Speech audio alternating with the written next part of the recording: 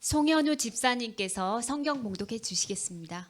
네, 오늘 말씀은 출애굽기 40장 34절에서 38절까지의 말씀입니다. 구약 146쪽입니다. 다 찾으신 줄 알고 봉독하겠습니다. 구름이 회막에 덮이고 여호와의 영광이 성막에 충만하매 모세가 회막에 들어갈 수 없었으니 이는 구름이 회막 위에 덮이고 여호와의 영광이 성막에 충만함이었으며 구름이 성막 위에서 떠오를 때에는 이스라엘 자손이 그 모든 행진하는 길에 앞으로 나아갔고 구름이 떠오르지 않을 때에는 떠오르는 날까지 나아가지 아니하였으며 낮에는 여호와의 구름이 성막 위에 있고 밤에는 불의 그 구름 가운데에 있음을 이스라엘의 온 족속이 그 모든 행진하는 길에서 그들의 눈으로 보았더라. 아멘. 허영진 전도사님께서 성막 약속이라는 제목으로 하나님의 말씀을 전하시겠습니다. 한 주간 평안하셨습니까? 네. 우리 주일학교 학생들이 어디 있나? 잘 있나요?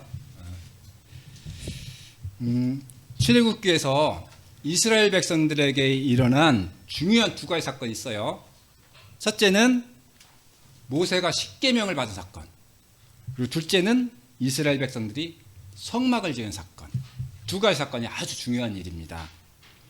십계명에 대해서는 우리 주일학교 학생들도 아마 대부분 잘 알거나 좀 들어는 봤죠.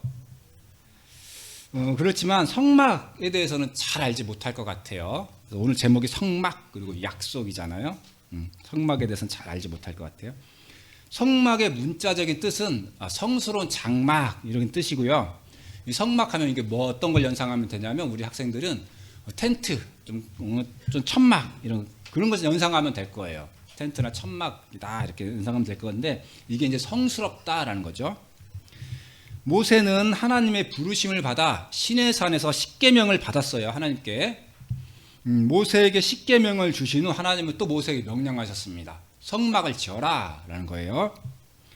왜 하나님은 성막을 지으라고 명령하셨을까? 하나님께서 성막을 지으라고 명령하신 목적은 이스라엘 백성들 가운데 내가 거하겠다라는 겁니다. 하나님께서 저 하늘 높은데 보이지도 않는 어딘가 저 우주 끝에 이렇게 계신 게 아니라 이스라엘 백성들이 거하는 그 현장에 그 장소에 내가 집을 짓고 내가 여기 항상 머물겠다라는 것을 이스라엘 백성들에게 보여주려는 목적이 있었던 겁니다. 그러나 이스라엘 백성들이 뭔가를 하나님을 위해 전을 짓는 데는 문제가 있었죠. 뭐냐면 이 애굽을 탈출해 광야를 여행 중이었잖아요. 그래서 그들은 계속해서 이동해야 했기 때문에 정식으로 튼튼한 건축물을 지을 수 없었고 어떤 항상 이동이 가능한 성막 형태, 천막 형태의 성막을 짓게 된 겁니다. 하나님께서는 성막을 어떻게 지어야 할지 모세에게 자세하게 알려주셨습니다. 그래서 성막을 짓는 방법에 대해서 출애굽기 앞장에 보면 자세하게 기록되어 있습니다. 성막은 하나님이 머무시기 위해 짓는다고 했습니다. 우리가 우리 임의대로 만약에 우리가 임의대로 하나님이 머무실 집을 짓는다면 어떻게 지어야 하나님을 기쁘게 해드릴 수 있을까 생각해 볼 수 있을까요? 위대하신 하나님이 머무실 처소라면 얼마나 크게, 얼마나 웅장하게, 얼마나 화려하게 건축해야 할까? 짐작하기조차 어렵지요. 만약 하나님께서 너희가 알아서 내가 거할 처소 좀 만들어봐 라고 하셨다면 우리는 너무나 당황할 수밖에 없을 겁니다. 그래서 이 하나님을 위해서 우리가 아무리 화려하게 지은들 하나님께 만족할 만한 그런 하나님의 위엄에 걸맞는 그런 게 될 수가 있을까요? 하나님께서는 우리의 이런 어려움을 이해하셨는지 성막을 짓는 방법, 규격, 또 재료까지 자세하게 알려주셨습니다. 그렇지만 하나님께서 알려주신 이 성막의 규모는 위대하신 하나님이 머무시는 공간이라고 하기에는 너무나 초라해 보입니다. 우선 성막은 크게 짓는다 해도 천막에 불과하죠. 우리가 지금 있는 이 교회만도 못해요. 또 이 출애굽기에 나온 그 성막에 대한 걸 보면 우리 집, 좀 크기는 성막이 좀 더 크죠. 크긴 크지만 우리 집이 훨씬 더 좋아 보여요. 내가 사는 그 개인의 집이. 그리고 천막에 불과하다 보니까 재료부터 값비싼 재질을 사용할 수 있는 한계가 있죠. 한계가 있어요.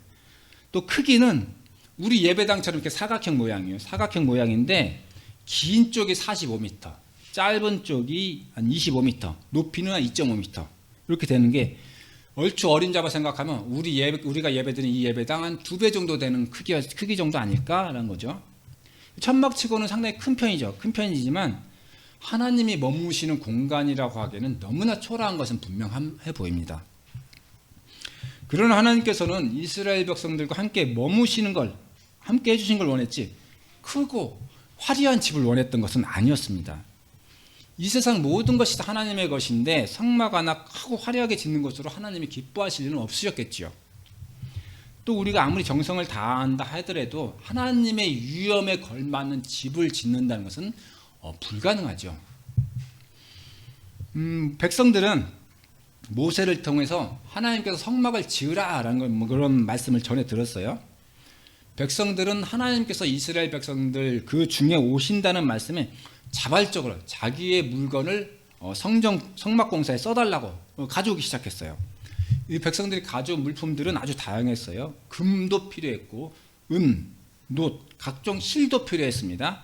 그리고 가죽, 나무, 또 기름, 향품, 보석 이런 것들, 이런 물품들이 다 필요했어요. 이런 물품들을 백성들이 자진해서 가져왔어요. 근데 나중에는 얼마나 백성들이 많이 가져왔던지 모세가 이제 제발 그만 가져와라 라고 할 정도 부탁을 해야 될 정도로 백성들이 많이 가져왔다고 해요.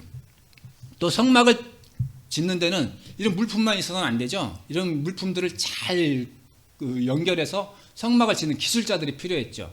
이 기술자들도 또 선발됐어요. 너도 나도 하겠다 그랬겠죠. 그런데 이 중에서 가장 좋은 솜씨 좋은 사람들만 선발해서 일했습니다. 그래서 하나님께서는 그들에게 지혜와 또 총명을 주셨고요. 또 그래서 그들은 하나님이 모세를 통하여 말씀하신 대로 성막과 각종 물품을 제작했습니다. 또 하나님께서는 성막과 성막에서 쓰는 모든 기구들까지 기름을 발라 거룩하게 하셨습니다. 이제 성막과 관련된 일은 한 가지만 남기고 모두 마쳤어요. 마지막 남은 그 한 가지는 뭘 것 같아요? 성막과 관련된 모든 일을 다 마쳤는데 그 안에서 일을 해야 될 사람이죠. 일을 해야 될 사람이 필요한 거예요. 그래서 그 사람들을 바로 제사장들이라 하죠. 그래서 제사장을 세우는 일 한 가지만 남겨놓고 모두 마쳤습니다. 그래서 하나님께서는 성막에서 일할 제사장으로 누구를 세우시냐면 모세의 형 아론이 있었죠. 아론. 이 형 아론과 그의 아들들을 제사장으로 택하셔서 그 제사장으로 세웁니다. 그들에게는 하나님께서 거룩한 예복을 맞춰서 입히시고요. 또 성막과 기구들이 하셨던 것처럼 제사장들에게 기름을 발라 그들을 거룩하게 하십니다. 자, 이제 성막 공사가 모두 끝났죠. 제사장까지 세웠으니까 성막 공사가 모두 끝났습니다. 자, 그러면 성막에는 어떤 변화가 생겼을까? 성막에는 어떤 변화가 생겼을까? 우리 성경 말씀을 보면 구름이 성막 위에 덮이고 여호와의 영광이 성막에 충만하였다라고 합니다. 자, 이제 이스라엘 백성들은 이 성막을, 하나님의 영광에 충만한 성막을 늘 바라보겠죠. 늘 바라보면서 자, 이제 광야를 출발해 나아갈 때 그때도 성막 위에 덮인 구름이 떠오르면 이제 출발할 때구나. 구름을 보고 출발하고, 구름이 멈추면 자기들도 멈추고, 또 구름이 떠오르지 않으면 몇 날 며칠이라도 출발하지 않고 그 자리에 머물러 기다렸습니다. 자, 그래서 하나님께서는 낮에는 기둥으로 인도해 주셨지만 밤에는 구름 기둥이 안 보이잖아요. 그럼 뭘로 인도해 주셨을까요? 맞아요. 불기둥으로 하나님이 이스라엘 백성들에게 함께 해주셨어요.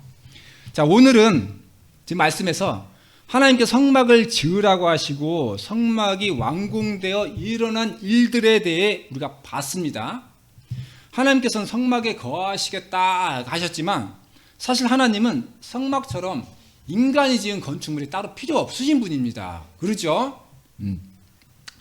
그럼에도 하나님이 굳이 성막을 지으라고 하신 것은 당신을 위해서가 아니라 누구를 위해서였을까요, 여러분? 당신 하나님이 성막이 필요한 것이 아니라 이스라엘 백성들을 위해서 성막을 지으라고 한 겁니다. 이스라엘 백성들은 광야를 여행하면서 하나님의 보호 아래 있었죠. 보호 아래 있었지만 그들의 믿음은 너무나 약했습니다. 너무나 약했어요. 왜냐하면 볼게요. 그들의 지도자 모세가 잠깐만 안 보여도 하나님께서 우리를 떠났구나 라고 생각한 거예요. 믿음이 너무나 약하니까. 지도자인 모세가 없으면 하나님의 모세를 통해서 항상 우리에게 말씀을 해주셨는데 모세가 없으니 우리에게 누가 말을 전달해 줄 사람이 없네? 그럼 하나님이 우리 떠났네. 이렇게 생각을 한 거예요. 그 사람들은. 이스라엘 백성들은 모세가 십계명을 받으러 시내산에 올라간 40일도 견디지 못했어요. 모세가 안 보이니까 하나님 우리를 떠났구나. 그래서 이스라엘 백성들이 어떤 일을 하냐면 금송아지를 만들어요. 금송아지를 만들어서 저것이 우리를 이집트에서 인도에는 우리 신이다, 우리 하나님이다 라고 하면서 우상 숭배를 해요. 그들의 믿음이 이렇게 연약했던 겁니다. 눈앞에 보이는 뭔가가 있지 않으면 그것은 존재하지 않는다라고 생각한 거예요. 아주 그들의 믿음이 어린 거죠. 그래서 하나님께서는 성막을 통해서 내가 너희와 항상 있다라는 걸 보여주신 겁니다. 그리고 너희를 항상 지켜주고 항상 너희와 함께 하겠다라는 약속을 성막을 통해서 그런 약속을 해주신 겁니다. 따라서 성막은 그 자체로 이스라엘 백성들에게 주시는 하나님의 생명의 약속을 상징합니다. 광야에서 하나님의 보호하심이 없다면 바로 죽을 수밖에 없는 것이 이스라엘 백성의 운명이었습니다. 그들에게 하나님의 임재는 생명이었고 그 하나님이 성막을 통하여 생명의 약속을 주신 겁니다. 그렇기 때문에 이스라엘 백성들은 성막을 지으라는 하나님 말씀에 대해 너무나 기뻐하며 자기가 가진 것을 다 내어놓고 기술이 있는 사람들은 또 자기의 기술로 성막을 짓는 일에 최선을 다했던 겁니다. 자, 지금의 우리가 생각해 보면 당시의 이스라엘 백성들은 참 좋았겠죠? 성막이 있고 그곳에는 항상 하나님의 영광이 머물고 구름이 항상 자기들을 인도해주고 밤에는 불기둥으로 하나님이 우리와 함께 해주시는구나 하는 것을 느낄 수가 있었죠. 항상 볼 수가 있었죠. 거기에 비해 오늘의 우리는 성막이 없어요. 구름기둥도 없어요. 불기둥도 없어요. 그렇다면 하나님이 이스라엘 백성에게 해주신 생명의 약속은 오늘의 우리에게는 적용되지 않는가요? 이제 하나님 우리를 떠났습니까? 그렇지 않다는 거 모두 아시죠? 오늘 우리에게는 성막과는 비교할 수 없는 위대하신 분이 계시기 때문입니다. 그분이 누구세요? 예수님. 답변을 너무 주일학생들 닮아서 너무 답변을 잘 해주셔서 감사합니다. 바로 예수님이십니다. 예수님께서는 친히 이 땅에 오셔서 우리를 대신해 십자가에 돌아가셨습니다. 성막은 우리를 구원에 이르게 해주지는 못하지만 우리는 예수님을 믿으면 구원에 이를 수 있게 됩니다. 하나님께서 주셨던 생명의 약속은 예수님을 통해 우리에게 완전한 약속이 되었습니다. 이스라엘 백성들이 광야에서 성막을 통하여 가졌던 기쁨은 우리가 예수님을 통하여 가질 수 있는 기쁨과는 비교할 수조차 없습니다. 하나님께서는 늘 너희와 함께 해주시겠다 이 약속을 해주셨어요. 그 약속을 당신께서 스스로 사람으로 오셔서 확실하게 우리에게 보여주셨습니다. 예수님을 통하여 우리에게 주신 생명의 약속을 믿고 우리가 늘 함께 해주시는 성령님과 동행하시는 여러분과 제가 되기를 소망합니다. 함께 기도하겠습니다. 하나님 아버지, 저희에게 항상 함께하여 주시고 저희의 삶을 인도해 주시니 감사드립니다. 여기 모인 우리 성도들이 우리 하나님과 항상 함께하는 삶을 살게 해주시고 우리 주일학교 학생들의 믿음이 날마다 더하여져서 우리 하나님을 기쁘시게 하는 사람들이 될 수 있도록 인도하여 주시옵소서. 말씀에서 우리 주님이 주신 생명의 약속을 찾아내는 슬기로운 사람이 되게 하여 주옵소서. 예수님의 이름으로 기도드렸습니다. 아멘.